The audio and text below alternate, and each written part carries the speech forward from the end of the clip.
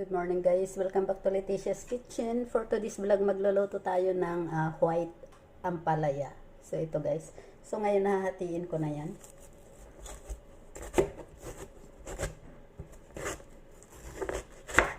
Ayan guys.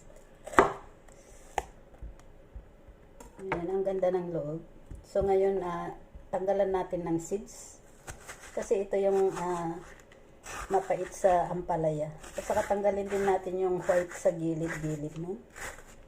Ayan. Kasi ito yung nagpapapait sa ampalaya. Kailangan matanggal lahat yan. So yan na guys. Yung makapal guys, manipis lang siya para madaling maluto. Yan, ganyan lang ang pagkat ko. Tapos mamaya lalagyan natin yan ng asin para mawala yung pait ng ampalaya. So ayan guys, manipis lang yan. And then mamaya maglalagay ako ng ingredients. Supposed to be maglagay ako ng fungus para may kulay siya, pero sa ngayon wala akong fungus, kaya balik yung ginger lang, tsanga, chili, at saka garlic. So ayan na guys, so ayan na guys, nakat ko na yan lahat. Ngayon maglalagay ako ng asin. Pigain lang natin yan para maalis yung bitter niya, yung mapait. So yan, ibabad lang natin yan ng mga 30 minutes. So ngayon, ikat ko na rin ang onions. Maglalagay tayo ng onions. Ito ay yung ano yun, scallion guys. Ayan.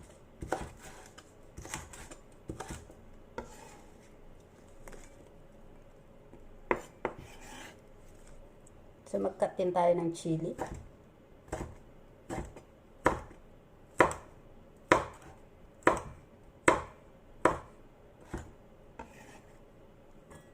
And then ang ginger. I-slice muna natin yan, saka natin ikat ng i-chop.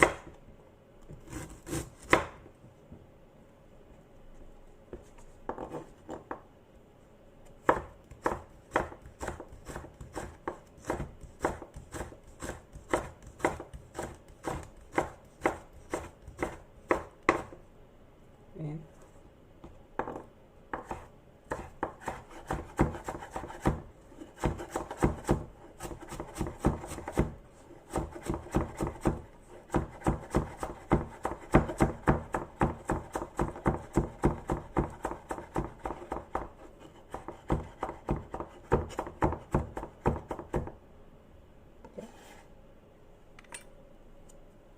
And then garlic. Ito yung garlic.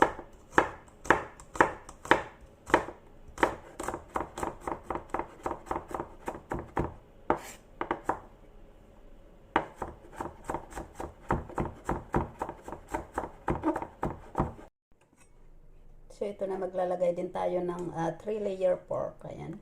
Ang ganda ng pork. Fresh na fresh. Pero tatanggalin ko yan yung skin kasi matigas yan. So slice lang natin yan.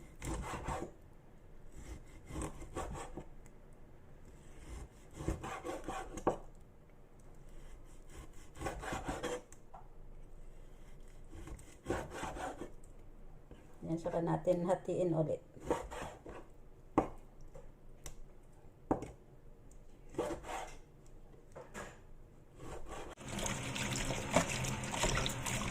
So ito na guys, hugasan lang natin yan kasi maalat siya at saka yung pait niya ay nandiyan pa. Okay. So pigain na natin.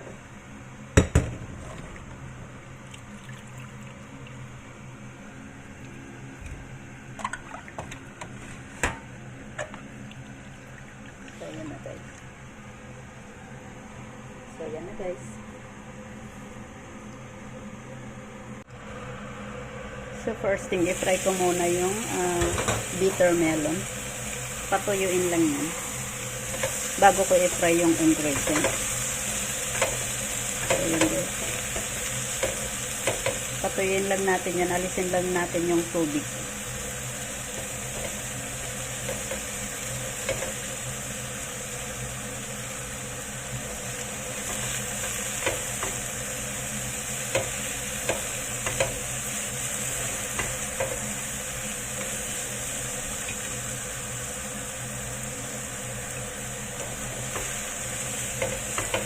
So, pwede na natin tanggalin.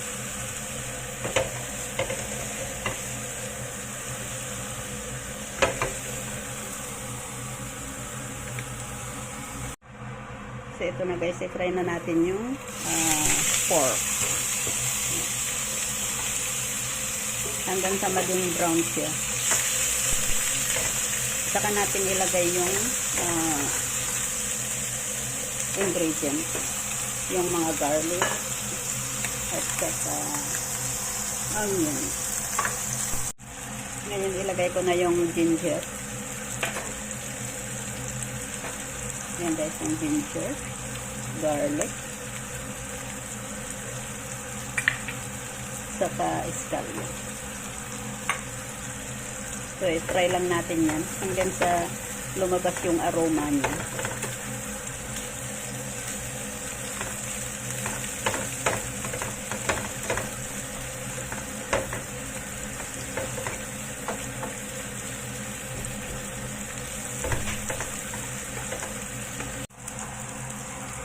So, ngayon, nagka-brown na yan. Maglagay ako ng water.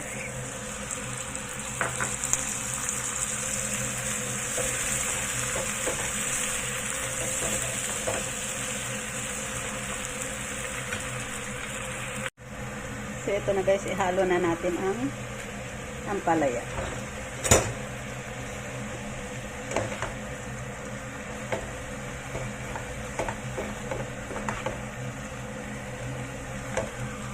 Ilagay na rin natin ang chili.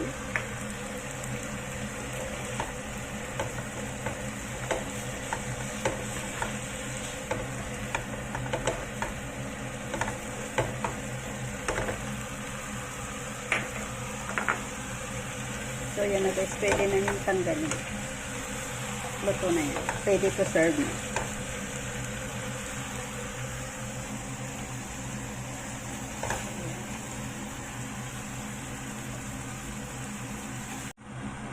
So, ayan na guys. Ayan na guys. Thank you for watching. Please don't forget to click like and share. Thank you. Bye-bye. God bless.